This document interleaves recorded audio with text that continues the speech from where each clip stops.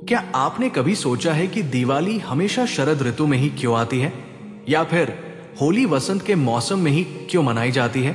क्या यह महज एक संयोग है? नहीं, ये एक सुनियोजित और गहराई से जुड़ी हुई प्राचीन परंपरा है जो प्रकृति, शरीर और ब्रह्मांड की लय को समझती थी।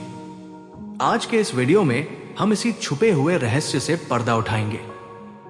ऋतु और वैदिक समय ज्ञान। प्राचीन भारत के ऋषि मुनियों ने केवल कैलेंडर नहीं बनाए थे, उन्होंने एक ऐसा समयबोध विकसित किया था जो सूर्य, चंद्रमा और पृथ्वी की गति को ध्यान में रखता था। वेदों में ऋतु शब्द सिर्फ मौसम नहीं था, वो जीवन का एक चक्र था जिसमें मानव शरीर, भावनाएं और प्रकृति तीनों एक साथ तालमेल में रहते थे। भारतीय पंचांग में त्योहारों की तिथियां किसी भी ग्रेगोरियन डेट से ज्यादा सूक्ष्म और शक्तिशाली होती है। हर ऋतु के साथ हमारी ऊर्जा, पाचन क्षमता, मानसिक स्थिति और भावनात्मक संतुलन बदलता है, और हमारे पूर्वजों ने इन बदलावों को सहेजते हुए उत्सवों को जन्म दिया। कृषि और समृद्धि से जुड़ाव। अगर आप गौर करें तो मकर संक्रांति, लोहड़ी, पोंगल सभी सर्दियों की फसल कटाई से जुड़े हैं। इसी प्रकार दिवाली न सिर्फ लक्ष्मी का त्योहार है, बल्कि ये वर्षांत का प्रतीक है, जब अंधकार से प्रकाश की ओर बढ़ने का संकल्प लिया जाता है और नववर्ष की शुरुआत की जाती है। होली, जो वसंत ऋतु में आती है, ये प्रकृति के नवजीवन का उत्सव है। रंग, उल्लास और प्रेम, ये सब कुछ उस ऊर्जा के प्रतीक है जो वसंत में पृथ्वी से फूटती है। हर त्योहार उस समय की कृषि व्यवस्था, स्थानीय फसल और शरीर की जरूरतों के अनुसार रचा गया था। आयुर्वेदिक और शारीरिक लाभ।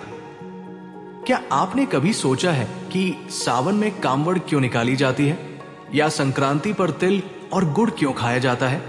इन परंपराओं के पीछे गहरी आयुर्वेदिक सोच छुपी हुई है। सावन का महीना वर्षा ऋतु का समय होता है।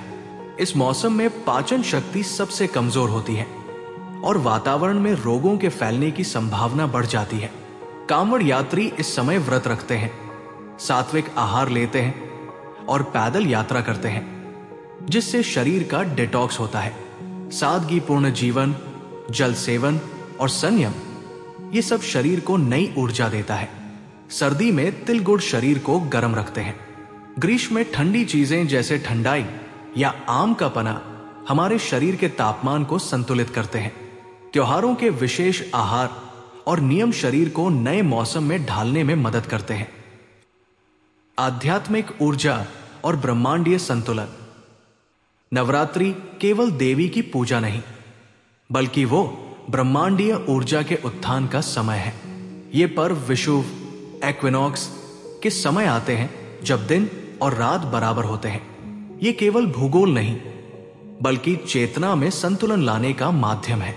जब हम सामूहिक रूप से एक ही समय पर एक ही भावना से पूजा करते हैं, तो एक ऊर्जा क्षेत्र, एनर्जी फील्ड उत्पन्न होता है।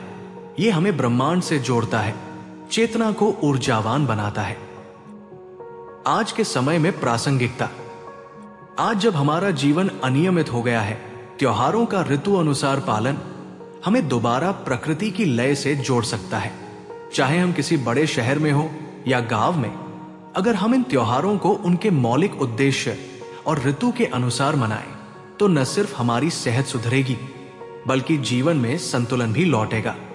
त्योहार सिर्फ उत्सव नहीं, एक मार्ग है स्वस्थ जीवन, मानसिक शांति और आत्मिक उत्थान का।